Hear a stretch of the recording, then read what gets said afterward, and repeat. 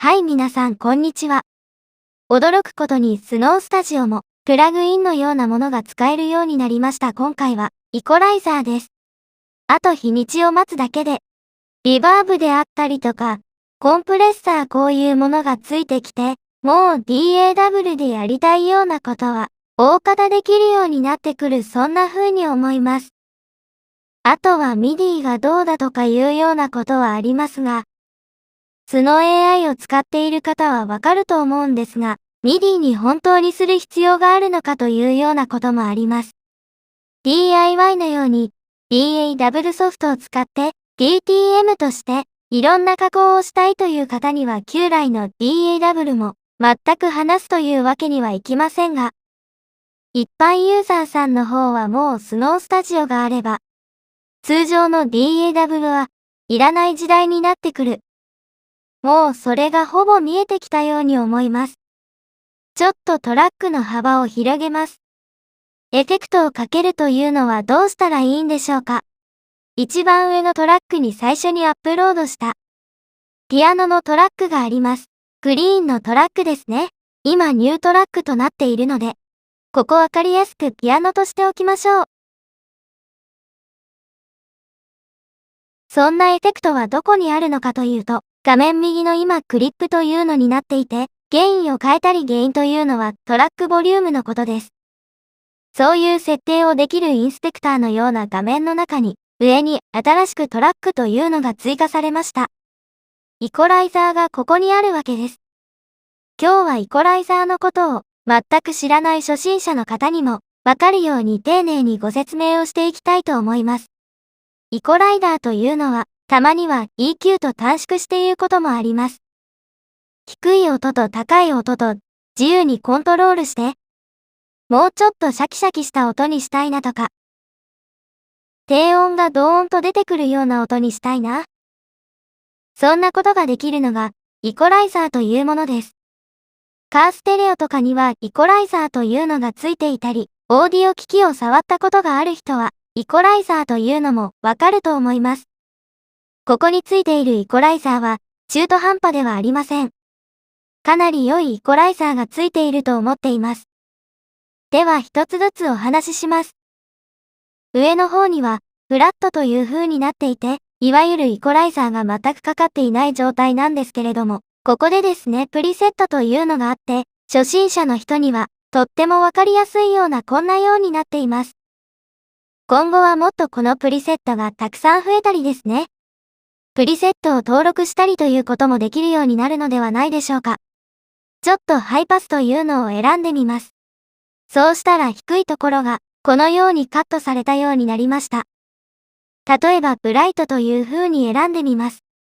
すると見てください。高音の方がこのように上がっていっています。このカーブというのも、単に一直線に上がっていくのではなくて、右から2つ目のこのポイントありますよね。よく見ると3キロという風になっています。このように3キロのところでちょっと盛り上がってそして、そこから横に進んでいくというようなラインが、とっても音楽的にうまくカーブを作っている。そんな風に思います。本業がサウンドエンジニアですので、これを見たらしっかり研究しているなという風に思いました。そして下のボタンを押すと、各周波数のポイントに移動します。そして通常はこの真ん中ですね。ここらは、このベルといって山形になっていますので、これは上下に山を作ったり、谷を作ったり動かすことができます。そしてバンドの1つ目と6つ目ここにはですね、ハイカットローカットがあります。例えばこのようにカットをしたりできるわけです。6番目も見てみましょう。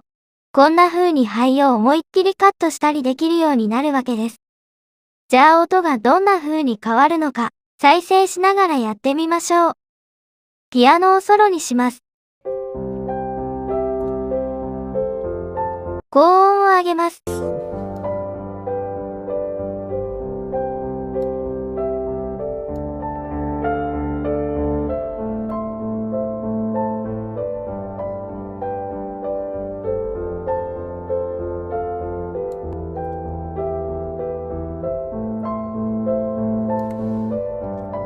低音を上げます。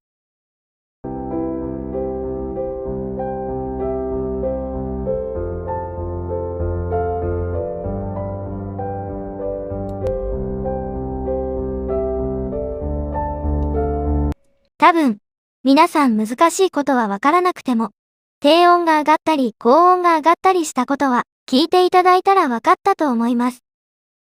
そしてこのパラメータはこのようにマウスで動かすこともできます。見た目の通りに動くわけですけれども、この下の3つのダイヤルによって変えていくことができます。まずはこの周波数左右の位置を変更するのがここです。左右の位置が動きますよね。そして今度はゲインというのです。ゲインというのは右に回すと上に上がります。そして右に回すと、左に回すと下がっていきます。これがゲインです。いわゆる音の大きさということになります。そしてこれを上げたり下げたりするのは、こういうダイヤルに慣れていない人は、時計のように回そうとぐるぐるするんですが、今ぐるぐるしているんですが、あまり動きません。このダイヤルは、丸いダイヤルなんですけれども、上下に動かすだけでいいんです。上に上げます。ギュッとすぐ上がります。下に下げます。マウスを下に動かします。はい、こんな感じにできるので、これを横に動かしたりしても動きません。このダイヤルは上下に動かします。そして Q というのは何かというと、ちょっと真ん中でやってみましょう。もう少しゲインを上げておきます。このように山になりましたね。この山のなだらかさ、これが Q と言われます。じゃあこの Q を上げていくと、細くなります。下げていくとなだらかな山になります。山がなだらかになったら、その周辺の音と全体が大きくなったり、小さくなったりします。じゃあもう一度聞きながらこの2番のところをですね、いろいろいじってみましょう。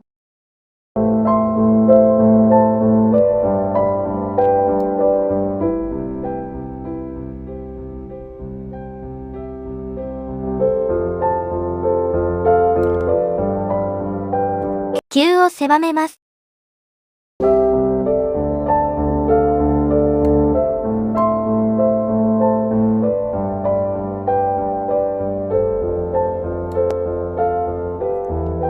はい、このようにすると、限定的です。19歳以上の人は、ディエッサーという言葉を聞いたことがありますでしょうか。ボーカルのイコライジングをするときに、サシスセソこの発音の時とかに、スッシッシッというような視察音と、正確には呼びますけれどもちょっと耳障りな音が、人間の声には入る時があります。この周波数というのは男性の声では 5kHz というところから、女性の高い声では 9kHz というような位置に耳障りな音がある場合があります。そういうこともできるようなカーブがあります。例えば4というポイントを作りました。ここにノッチというものがあるんです。これを選択します。すると見てください。思いっきり谷ができましたよね。この位置が先ほど言いましたように、5kHz もしくは 9kHz そこらの間にすればいいわけです。今は 2.1kHz となっていますから、ちょっと低いですね。これを 5kHz ぐらいに合わせます。こういう風にするわけです。でもこれはピアノにしたりするとですね、この辺の音だけがぐーんと減ってしまいます。ちょっと聞いてみましょう。ちょっとこもりがちになっていますよね。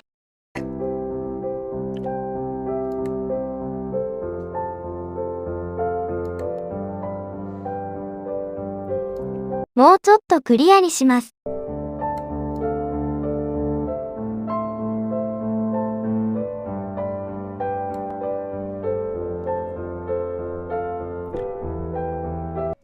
はい。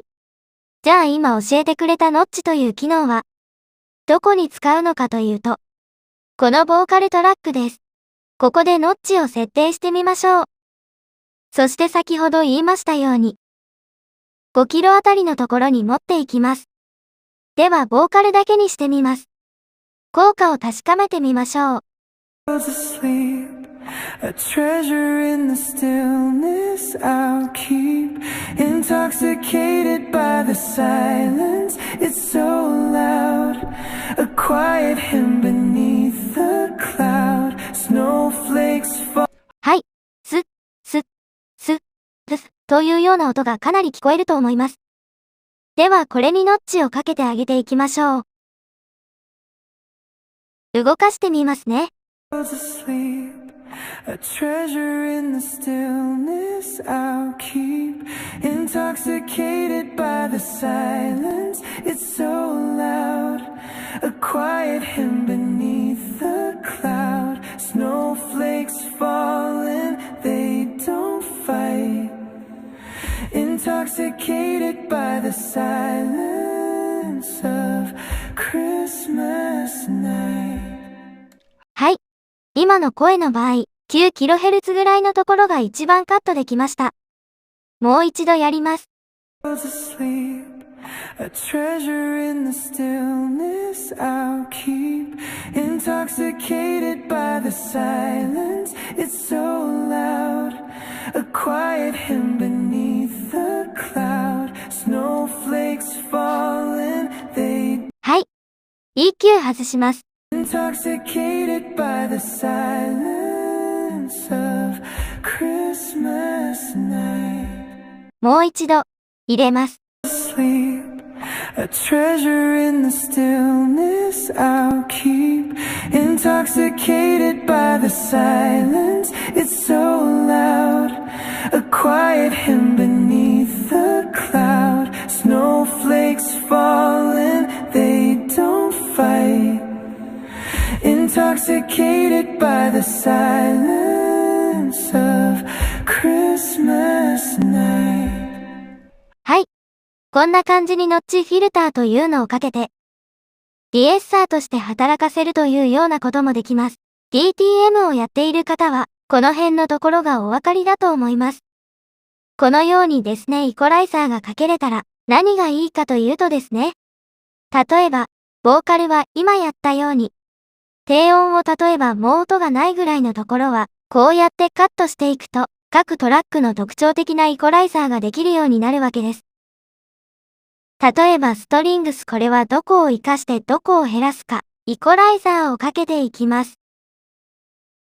トラック間の被りというのが解消できて、ミキシングがすっきりした形にできるようになってくるわけです。先ほどからも言っていますように、DTM をやっている方で、初心者を脱皮したような方はですね、今、お話ししたようなことは、だんだん分かってきていると思います。でもスノから音楽制作を始めた方は、トラック間の被りというのが解消できて、区間の被りであったりイコライザーのどこが、ツボになるかというようなことはわかりません。これは経験がある程度必要になってきます。楽器によっても全部違います。でもこれができるようになれば、ミキシングがとってもスッキリしたミキシングを作ったりできるということになるわけです。今はイコライザーだけですけれども、必ずコンプレッサーとかマスタリングといって、音楽全体の調整をするようなプラグインが入ってきたりするのではないか、そんな風に思っています。それはリミッターとかマスターコンプとかそういうようなものが DTM では使われたりしています。皆さんもせっかくそのスタジオを使うんであれば、DTM の基本的なこと、もうあまり難しいことはいりません。なぜなら作ってくれるという機能は、スノーがやってくれるわけですから。調整機能をしっかり勉強するといいんではないかなと思われます。先生の方では、どうしても自己学習でできないような時は今、マントゥーマンレッスンで、約30名の生徒さんがいますけれども、あまり大きく広げては講習活動はやっていません。個人個人に合ったレッスンというのをやっていますので、その辺のところも気になったら、また概要欄の方から覗いてみてください。では今日はスノースタジオにエフェクトができるようになって、イコライザーがかけれる、そんなお話をさせていただきました。2が江島の村長先生の素晴らしい動画を、音声をリニューアルしてお届けしました。この動画が良いと思いましたら、ぜひグッドボタンとチャンネル登録をお願いいたします。では最後まで聞いていただきありがとうございました。またね。